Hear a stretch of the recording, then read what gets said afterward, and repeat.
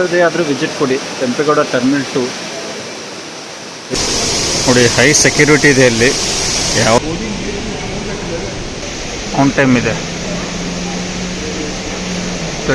TG 326 Bangkok D3.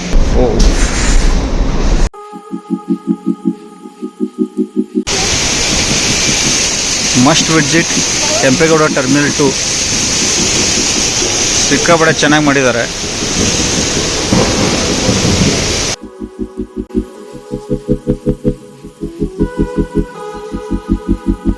ವಿಶ್ವದ ಅತ್ಯುನ್ನತ ಅದ್ಭುತವಾಗಿ ಕಟ್ಟಿದ್ದಾರೆ. ಬೆಸ್ಟ್ ಯುನೆಸ್ಕೋ ಅವಾರ್ಡ್ ಕೂಡ ಬಂದಿದೆ, best airport in the world ಅಂತ. ಇಲ್ಲಿ ಹ್ಯಾಂಗಿಂಗ್ ಗಾರ್ಡನ್ಸ್ ಕೂಡ ಸಖತ್ತಾಗಿ ಮಾಡಿದ್ದಾರೆ. ಇದು ಮಾಡೋದು ಬಹಳ ಕಷ್ಟ, ಆದರೂ ಇಕೋ ಫ್ರೆಂಡ್ಲಿ ಇನಿಷಿಯೇಟಿವ್ ತಗೊಂಡು ಬಹಳ ಸುಂದರವಾಗಿ ಮಾಡಿದ್ದಾರೆ. ನಾನು ಈ ಏರ್ಪೋರ್ಟ್ ಫಸ್ಟ್ ಟೈಮ್ ಬರ್ತಾಯಿದ್ದೀನಿ, ಸೊ ನಿಮಗೆ ಎಲ್ಲನೂ ತೋರಿಸ್ತಾ ಹೋಗ್ತೇನೆ ಏನೇನಿದೆ ಅಂತ.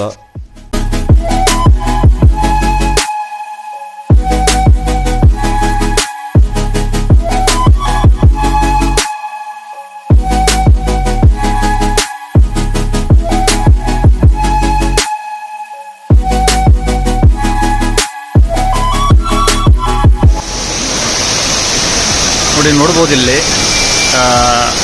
ಕೆಂಪೇಗೌಡ ಇಂಟರ್ನ್ಯಾಷನಲ್ ಏರ್ಪೋರ್ಟ್ ಟರ್ಮಿನಲ್ 2 ಅಲ್ಲಿ ಇದು ಏನು ಚೆನ್ನಾಗಿ ಮಾಡಿದ್ದಾರೆ. ಮೇಲಿಂದ ನೀರು ಬರ್ತಾ ಇದೆ.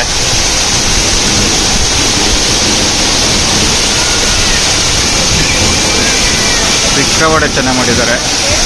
ರಿಯಲಿ ನೀವು ಡೊಮೆಸ್ಟಿಕ್ ಬಂದರೂ ಕೂಡ ಕೆಂಪೇಗೌಡ ಟರ್ಮಿನಲ್ 2 ಬರ್ಬೋದು. ಹಾಗೆ ಕೆಂಪೇಗೌಡ ಟರ್ಮಿನಲ್ 2 ಒಂದು ಸರಿ ಬಂದು ನೋಡಿ, ರಿಯಲಿ ಚೆನ್ನಾಗಿ ಮಾಡಿದ್ದಾರೆ.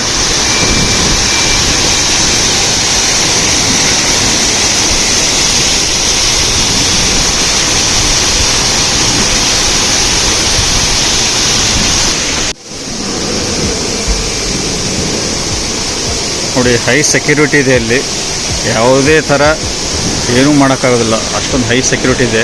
ನೋಡ್ತಾ ಇರ್ಬೋದು ನೀವು ಇಲ್ಲಿ.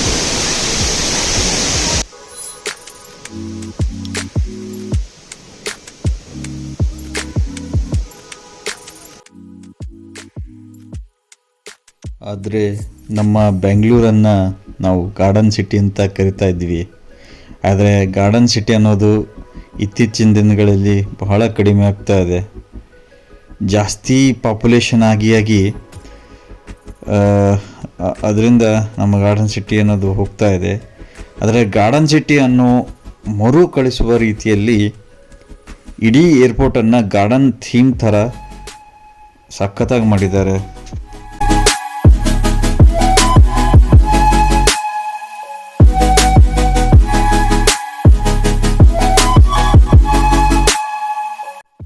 ಇನ್ನೊಂದು ಖುಷಿ ವಿಚಾರ ಏನೆಂದರೆ, ನಮ್ಮ ನಾಡಿನ ಸಂಸ್ಕೃತಿ ಮತ್ತು ಆಧ್ಯಾತ್ಮಿಕದ ಬಗ್ಗೆ ಸಾಕಷ್ಟು ಕಲ್ಚರನ್ನು ಮಾಡಿರುವುದು ಇಲ್ಲಿ ನೋಡ್ತಾ ಇರ್ಬೋದು. ಬಹಳ ಖುಷಿ ವಿಚಾರ ಇದು ಮಾತ್ರ.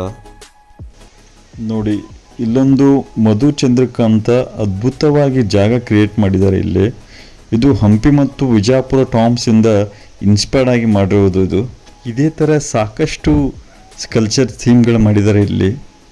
ನಾವು ನೋಡ್ತಾ ಹೋದರೆ ಸಾಕಷ್ಟು ನೋಡ್ಬೋದು ಇಲ್ಲಿ.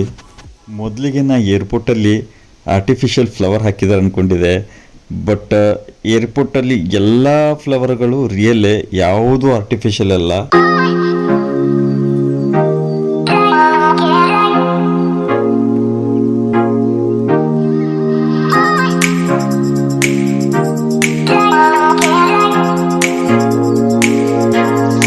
ಬಟ್ ಬಹಳ ಬೇಜಾರಾಗ್ತದೆ, ಯಾಕಂದರೆ ನಮ್ಮ ಕನ್ನಡ ಭಾಷೆ ಮೇಲೆ ದೊಡ್ಡದಾಗಿರಬೇಕಿತ್ತು, ಹಾಗೆ ಆಂಗ್ಲ ಭಾಷೆ ಕೆಳಗಡೆ ಚಿಕ್ಕದಾಗಿರಬೇಕಿತ್ತು. Really very bad. ಪ್ಲೀಸ್ ಆದರೆ ಚೇಂಜ್ ಮಾಡಿ.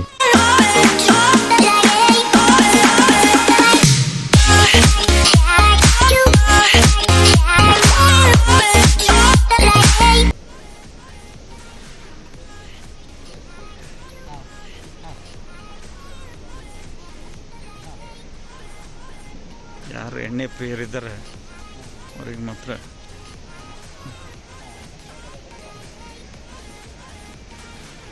ಸೂಪರ್ ಆಗಿದೆ. ಬೆಂಗಳೂರು ಡ್ಯೂಟಿ ಫ್ರೀ ಚಾಕ್ಲೇಟ್ಸ್, ಮದ್ಯಪಾನ ಮತ್ತು ಪರ್ಫ್ಯೂಮ್ ತಗೊಳ್ಳೋರಿಗೆ ಮಾತ್ರ ಸ್ವರ್ಗ ಇಲ್ಲಿ. ಇದು ಮಾತ್ರ ಸಖತ್ತಾಗಿ ಮಾಡಿದ್ದಾರೆ. ಯಾವುದೋ ಪಿಂಕ್ ಕಲರ್ ಆಟೋ ಇಟ್ಟಿದ್ದಾರೆ, ಹಾಗೆ ಯಾವುದೋ ತಳ್ಳೋ ಬಂಡೆ ಇಟ್ಟಿದ್ದಾರೆ. ಸೂಪರ್ ಥೀಮ್ ನೋಡಿ. ಇನ್ನೊಂದು ವಿಷಯ ಹೇಳಬೇಕಾಗಿತ್ತು. ಈ ವಿಮಾನ ನಿಲ್ದಾಣ ಕಟ್ಟೋಕ್ಕೆ ಬರೋಬ್ಬರಿ 5 ಕೋಟಿ ಖರ್ಚಾಗಿದೆ ಅಂತೆ. ಹಾಗೆ ವರ್ಷಕ್ಕೆ ಈ ವಿಮಾನ ನಿಲ್ದಾಣದಿಂದ 2.5 ಕೋಟಿ ಜನ ಹೋಗೋದು ಬರೋದು ಮಾಡ್ತಾರಂತಿಲ್ಲಿ.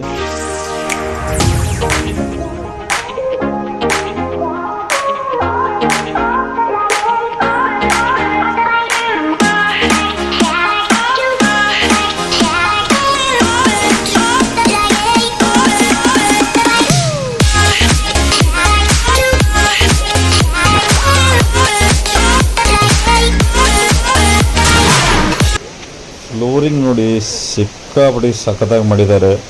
ಹಾಗೆ ನೀವು ಅಬ್ಸರ್ವ್ ಮಾಡ್ತಾ ಇರ್ಬೋದು, ಎಲ್ಲನೂ ಕೂಡ ಬ್ಯಾಂಬೂಯಿಂದನೇ ಮಾಡಿರೋದು, ಬಿದಿರಿನಿಂದನೇ.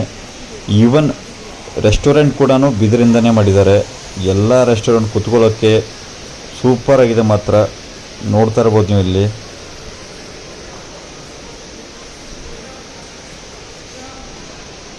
D13 ಇದೆ ಇದು.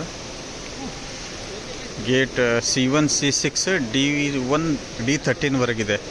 ಅಂದರೆ ಇದು ಇಲ್ಲೇ ಬರುತ್ತೆ, D1 to D13. This is one.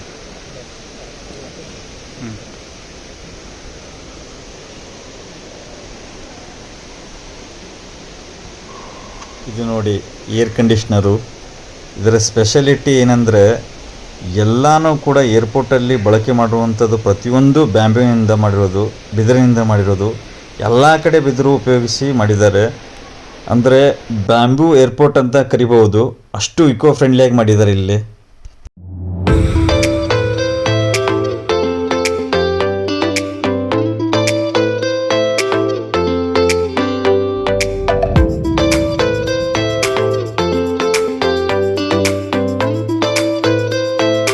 ಹಾಗಾದರೆ ತಡ ಯಾಕೆ ಬಾಸ್, ನೀವು ಕೂಡ ಒಂದ್ಸರಿ ಇಂಟರ್ನ್ಯಾಷನಲ್ ಟ್ರಾವೆಲ್ ಮಾಡಿ, ಹಾಗೆ T2 ಟರ್ಮಿನಲ್ ವಿಮಾನ ನಿಲ್ದಾಣ ನೀವು ಕೂಡ ಎಕ್ಸ್ಪೀರಿಯನ್ಸ್ ಮಾಡಿ, ಎಂಜಾಯ್ ಮಾಡಿ. Thanks for watching the video. Stay tuned for next episode. Thank you.